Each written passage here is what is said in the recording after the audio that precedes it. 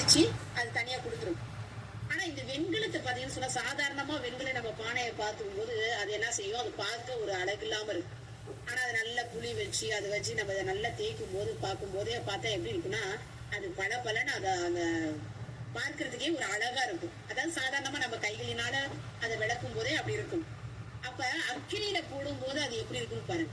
ஒரு அக்கினி எரிஞ்சும் போது அதனுடைய தன்மை தக தக தக தக தகன்னு, அதாவது தங்கத்தை காட்டிலும் வெண்கலமானது அந்த பலிபீடத்துல மூடி இருக்கும் போது அந்த வெண்கலம் அந்த பலிபீடத்துல என்ன செய்யணும், அக்கினி அவியாமலும் எப்பொழுதும் என்ன செஞ்சிருக்கணுமா, எரிந்து கொண்டிருக்கணும்னு சொல்லி லேவியராகமத்துல நம்ம பார்க்கிறோம்.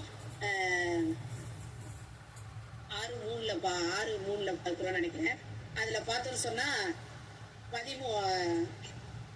பலிபீடத்துல அக்கினியானது எப்பொழுதும் எரிந்து கொண்டிருக்க வேண்டும்.